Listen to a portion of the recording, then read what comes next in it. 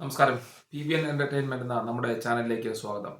നമ്മളിന്ന് ഡിസ്കസ് ചെയ്യാൻ പോകുന്ന ഒരു എന്റർടൈൻമെന്റ് വിഷയമല്ല, മറിച്ച് ഇന്ത്യ പാകിസ്ഥാനെ ആക്രമിക്കുകയും ഇന്ത്യക്ക് തീവ്രവാദ ആക്രമണത്തിൽ 26ഓളം ആളുകളുടെ ജീവൻ നഷ്ടമാകുകയും ചെയ്തു.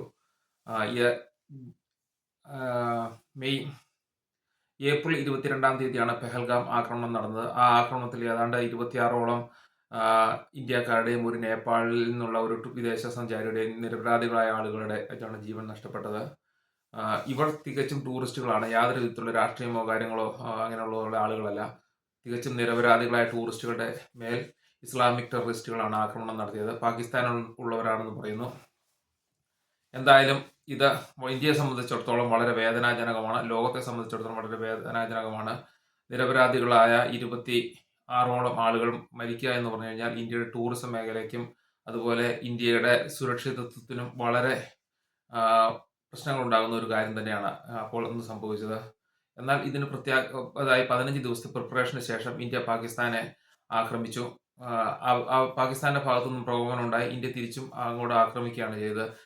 ഇതിനു മുൻപായി ഈ ആക്രമണം ഉണ്ടാകുന്നതിന് ഏകദേശം 1-2 ദിവസം മുമ്പായി പാകിസ്ഥാന്റെ ആ, ഉം, പാകിസ്ഥാന്റെ സേനാ മേധാവി അസിം മുനീർ പറഞ്ഞു, ഈ പാകിസ്ഥാനെ സംബന്ധിച്ചിടത്തോളം ടെററിസ്റ്റുകൾ എന്ന് പറഞ്ഞു കഴിഞ്ഞാൽ അവർ പാകിസ്ഥാൻ ആർമിയെ സപ്പോർട്ട് ചെയ്യുന്ന ആളുകളാണ്. കാരണം ഇന്ത്യയുടെ ഏതാണ്ട് 3 ലക്ഷത്തോളം സേനാംഗങ്ങൾ നിലനിൽക്കുന്നു. അവർക്ക് നമുക്ക് ആർമിക്കൊന്നും ചെയ്യാൻ പറ്റില്ല. പക്ഷേ ആ, പക്ഷേ ടെററിസ്റ്റുകൾ ഇങ്ങനെ നമ്മളെ നമ്മളെ ഇത് ചെയ്യുന്നുണ്ട്. അവരുടെ ഇന്ത്യക്കാരുടെ കൾച്ചറും കാര്യങ്ങളും എല്ലാം നമ്മുടെ കുട്ടികളുടെ തിങ്കിങ്ങും തോട്ട്സും അതുപോലെ അംബിഷൻസും എല്ലാം ഡിഫറൻ്റ് ആണ്. അതുകൊണ്ട് അവരെ ടെററിസ്റ്റുകൾ നമ്മളെ ഹെൽപ്പ് ചെയ്യുന്നുണ്ട് എന്നുള്ള ഒരു പ്രസ്താവന നടന്നു.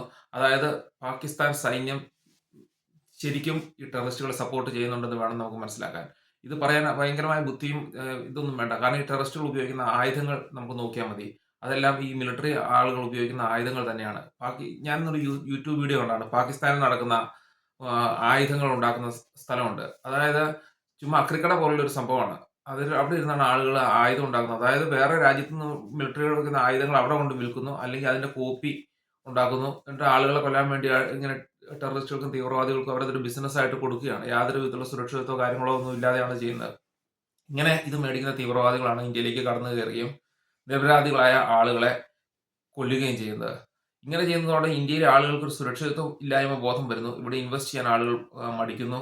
ടൂറിസത്തിന് ഇപ്പോൾ കാശ്മീർ എന്ന് പറഞ്ഞ ഇന്ത്യയെ സംബന്ധിച്ചിടത്തോളം, അതായത് ബാക്കി ചൂടുള്ള പ്രദേശങ്ങളായ സൗത്ത് ഇന്ത്യ അങ്ങനെയുള്ള പ്രദേശങ്ങളിലും സെൻട്രൽ ഇന്ത്യയിലൊക്കെ ചൂടുള്ള സമയത്ത് കാശ്മീരും ആ പ്രദേശങ്ങളിലൊക്കെ നല്ല തണുപ്പും നല്ല കാലാവസ്ഥയാണ്. അതുകൊണ്ട് ആ സമയത്തേക്ക് ആളുകൾ അങ്ങോട്ട് ടൂർ പോകുന്നതിനും അവിടെ എൻജോയ് ചെയ്യുന്നതിനും ഒക്കെ ഇഷ്ടപ്പെടുന്നു. പക്ഷേ ഇങ്ങനെയുള്ള ടെററിസ്റ്റ് ആക്രമണം ഉണ്ടായാൽ ഇനി ഭാവിയിൽ ആളുകൾ അങ്ങോട്ട് പോകാൻ ശരിക്കും മടിക്കും. കാശ്മീരിൽ ടൂറിസം ഒക്കെ വന്നു തുടങ്ങി ഈ ഒരു അടുത്ത കാലത്താണ്. ഇന്ത്യയിൽ തന്നെ ആളുകൾ ഇപ്പോൾ നല്ല ശതമാനം ടൂറിസ്റ്റുകളായിട്ട് ഇന്ത്യയുടെ പല ഭാഗങ്ങളിലേക്ക് പോവുകയും ഇന്ത്യ എക്സ്പ്ലോർ ചെയ്യാൻ ശ്രമിക്കുകയൊക്കെ ചെയ്യുന്നുണ്ട്. ഈ സമയത്താണ് ഇത്തരത്തിലുള്ള ഒരു ഭീകരാക്രമണം ഉണ്ടാവുകയും ആളുകളുടെ സുരക്ഷിതത്വ ബോധം ഇല്ലാതിരിക്കുകയും ചെയ്യുന്നത്. പക്ഷേ ഇന്ത്യ ആക്രമണം തുടങ്ങി 2 ദിവസത്തിന് ശേഷം ഈ ആക്രമണം നിർത്തുകയാണ് ഉണ്ടായത്. അമേരിക്ക വിളിച്ചു എന്നൊക്കെ പറയുന്നു. പക്ഷേ ഇത് ഒരിക്കലും ഇന്ത്യയുടെ ആത്മാഭിമാനത്തെ ചോദ്യം ചെയ്യുന്ന രീതി തന്നെയാണ്. കാരണം അവർക്ക് തക്കതായ തിരിച്ചടി കൊടുത്തോ എന്ന് ചോദിച്ചു കഴിഞ്ഞാൽ കൊടുത്തില്ല എന്ന് തന്നെ വേണം പറയാൻ. കാരണം തക്കതായ തിരിച്ചടി കൊടുത്തു കഴിഞ്ഞിട്ടുണ്ടെങ്കിൽ ഒരിക്കലും കൊടുത്തില്ലെങ്കിൽ ഇനി വരുന്ന പ്രശ്നങ്ങളുണ്ട്. കാരണം തൊട്ടടുത്തുള്ള ബംഗ്ലാദേശ് അടുത്ത് ഇന്ത്യയെ കയറി ചൊറിയാൻ വരും. മാൽദീവ്സ് അവർ കയറി ചൊറിയാൻ വരുന്നു. കാരണം ഇവരെല്ലാം ഈ ഇസ്ലാമിക് ടെററിസം മനസ്സിൽ വയ്ക്കാതിരിക്കുന്ന എല്ലാ രാജ്യങ്ങളും ഇന്ത്യയെ ആക്രമിക്കുന്നതിനും ഉള്ള അവസരമുണ്ട്. ഇസ്രായേലിന്റെ അതേ അവസ്ഥയിൽ തന്നെയാണ് ഇപ്പോൾ ഇന്ത്യ നിൽക്കുന്നത്. ഇതിന് ശരിക്കും ചെയ്യാൻ പറ്റുന്ന 2 കാര്യങ്ങളേ ഉള്ളൂ. ടെററിസം ഫേസ് ചെയ്ത 2 രാജ്യങ്ങളാണ് അമേരിക്കയും അതുപോലെ ഇസ്രായേലും. ഈ 2 രാജ്യങ്ങൾ ചെയ്യുന്ന പദ്ധതികൾ നോക്കിയാൽ മതി. അമേരിക്ക ടെററിസത്തിനെതിരെ Osama bin Laden twin towers തകർക്കുകയും അങ്ങനെ 200 300 ആളുകൾ അടുത്ത അമേരിക്കയിൽ കൊല്ലപ്പെടുകയും ചെയ്തു. അതിന് ആയിട്ട് അവർ ചെയ്തത് ഒസാമ ബിൻ ലാദനെ പിടിച്ചു കൊണ്ടുവന്ന് കൊല്ലുകയും അഫ്ഗാനിൽ വർഷങ്ങളോളം അവർ തേരോട്ടം നടത്തുകയും ചെയ്തു. അതിനുശേഷം അവർ ടെററിസം എന്ന് പറഞ്ഞ സാധനം അവിടുന്ന് ഇല്ലാണ്ടാക്കി കളഞ്ഞതിന് ശേഷമാണ് അവർ അവിടുന്ന് പോയത്. അമേരിക്കൻ യാതൊരു രീതിയിലും ടെററിസ്റ്റ് ആക്രമിച്ചു കഴിഞ്ഞിട്ടുണ്ടെങ്കിൽ അവർ ശക്തമായ തിരിച്ചടി നൽകുമെന്നുള്ള ഒരു സന്ദേശം തന്നെയാണ് അമേരിക്ക അതോട് നൽകിയത്. ഒരുമാതിരിപ്പെട്ട ടെററിസ്റ്റുകൾ ആരും അതിന്റെ നേതാക്കന്മാർ ആരും ഇനി അമേരിക്കയെ ആക്രമിക്കാൻ മുതിരില്ല. കാരണം അവർക്കുടെ മനസ്സിൽ ഒസാമ ബിൻ ലാദന്റെയും അതുപോലെ സദ്ദാം ഹുസൈന്റെയും ഒക്കെ ചിത്രം ഓർമ്മ വരും. അതുപോലെ തന്നെയാണ് ഇപ്പോൾ ഇസ്രായേലും ചെയ്തുകൊണ്ടിരിക്കുന്നത്. ഇസ്രായേൽ ചെയ്തുകൊണ്ടിരിക്കുന്നതെന്ന് പറഞ്ഞാൽ അവരുടെ നാട്ടിലേക്ക് ടെററിസ്റ്റുകൾ കയറി വന്നു, ആക്രമിച്ചു. ഏതാണ്ട് 10, 200ഓളം ആളുകളെ കൊന്നു. അവർ ചെയ്തതെന്ന് പറഞ്ഞാൽ ഓരോ ഇസ്രായേലിയുടെ ജീവനും 1000 ആളുകളുടെ ജീവന് തുല്യമായിട്ട് വില കൽപ്പിച്ച് അതിനുശേഷം അവർ അടിക്കുകയാണ് ചെയ്തത്. ആ രീതിയിൽ അവരവരുടെ ഓരോ പൗരനും ഇത്ര ആളുകളുടെ ജീവന്റെ വിലയിട്ടതിന് ശേഷമാണ് അവർ അടിച്ചത്. ആ രീതി ചെയ്തെങ്കിൽ മാത്രമാണ് ഇസ്ലാമിക് ടെററിസ്റ്റുകളെ നമുക്ക് കീഴ്പ്പെടുത്താനോ അല്ലെങ്കിൽ ടെററിസം ഇല്ലായ്മ ചെയ്യാനോ പറ്റത്തുള്ളൂ. ഇന്ത്യയും അത് രീതി തന്നെ ചെയ്യണം. ആ രീതി ചെയ്തില്ലെങ്കിൽ ഇന്ത്യയുടെ അവസ്ഥയും പരിതാപകരമായി പോകും. കാരണം ബംഗ്ലാദേശും ഈ മാൽദീവ്സും എല്ലാം ഭാവിയിൽ ഇന്ത്യയെ ചിലപ്പം ആക്രമിക്കാനോ ചൊറിയാനോ ഒക്കെ സാധ്യതയുണ്ട്. അവർ നേരിട്ട് ആക്രമിച്ചില്ലെങ്കിൽ പോലും ഈ ടെററിസത്തിന്റെ രീതിയിൽ അവർ ആക്രമിക്കും. കാരണം ഇത് മൈൻഡ് സെറ്റാണ്. ഈ മൈൻഡ് സെറ്റുള്ള ആളുകളെ അവർ കൂടുതൽ റിക്രൂട്ട് ചെയ്യുകയും മറ്റ് രാജ്യങ്ങളിലേക്ക് കടത്തിവിടുകയും ഒക്കെ ചെയ്ത് ആക്രമിക്കും. കാരണം ഇന്ത്യയുടെ ബൗണ്ടറി പങ്കിടുന്ന രാജ്യങ്ങളാണ് ഇതെല്ലാം. ഈ ബംഗ്ലാദേശും അതുപോലെ ഇപ്പോൾ പാകിസ്ഥാനും എല്ലാം. ഇത് ശരിക്കും പേടി തട്ടുന്ന രീതിയിൽ ചെയ്തെങ്കിൽ മാത്രമാണ് അവർ ചെയ്തതുള്ളൂ. കാരണം പാകിസ്ഥാന്റെ മിലിറ്ററിയുടെ ചീഫ് തന്നെയാണ് പറഞ്ഞത്, ഞങ്ങൾ ടെററിസ്റ്റുകളെ സപ്പോർട്ട് ചെയ്യുന്നുണ്ട്. ഈ ടെററിസ്റ്റുകളെ സപ്പോർട്ട് ചെയ്യുന്നത് എന്തിനാണ്? ഇന്ത്യക്ക് ആക്രമിക്കാൻ വേണ്ടിയിട്ട് തന്നെയാണ്. അത് പരസ്യമായ രഹസ്യം തന്നെയാണത്. ഇപ്പം നമ്മൾ ഈ ഒന്നും ചെയ്യാതെ ചെറിയ എന്തെങ്കിലും ചെയ്ത് 2 ദിവസം ഒരു ആക്രമണം നടത്തി അതിനുശേഷം കൈകെട്ടിയിരുന്നു കഴിഞ്ഞാൽ പൃഥ്വിരാജ് ചൗഹാന്റെയും ഷഹാബുദ്ദീൻ ഗോറിയുടെയും അവസ്ഥ തന്നെയായിരിക്കും ഇന്ത്യക്കും വരാൻ പോകുന്നത്. 8 യുദ്ധങ്ങൾ ജയിച്ച ആളാണ് പൃഥ്വിരാജ് ചൗഹാൻ. എന്നിട്ട് 9ാമത്തെ യുദ്ധത്തിലാണ് ഷഹാബുദ്ദീൻ ഗോറി ജയിച്ചത്. ആ യുദ്ധത്തിന് ശേഷം ആ രാജ്യം തന്നെ ഇല്ലാണ്ടാക്കി കളയുകയും ഈ പൃഥ്വിരാജ് ചൗഹാനെ കെട്ടി കണ്ണ് ചൂഴ്ന്നെടുത്തിട്ട് നിർത്തുകയാണ് ഉണ്ടായത്. അതിനുശേഷം നിനക്ക് കണ്ണറിയാതെ അമ്പ് ചെയ്യാനുള്ള കഴിവുണ്ടോ എന്ന് പരീക്ഷിക്കാൻ നേരത്താണ് കണ്ണ് കെട്ടി ഷഹാബുദ്ദീൻ ഗോറി അമ്പ് ചെയ്ത് കൊന്നതെന്നൊക്കെയാണ് കഥ പറയുന്നത്. അതേ അവസ്ഥ വരും ഇന്ത്യക്ക്. ഇന്ത്യ ശക്തമായിട്ട് തിരിച്ചടിക്കണം. ശക്തമായിട്ട് തിരിച്ചടിച്ചെങ്കിൽ ഭാവിയിൽ ഇന്ത്യക്കാരന്റെ ജീവൻ എന്ത് വിലയുണ്ടെന്ന് നമുക്ക് മനസ്സിലാക്കാൻ തരണം. അല്ലാതെ ട്രംപ് പറഞ്ഞു, ട്രംപിനോട് ആ സമയത്ത് പറയേണ്ടതാണ്, നിങ്ങളുടെ നാട്ടിൽ ടെററിസം നടന്നപ്പോൾ നിങ്ങൾ എന്താണ് ചെയ്തത്?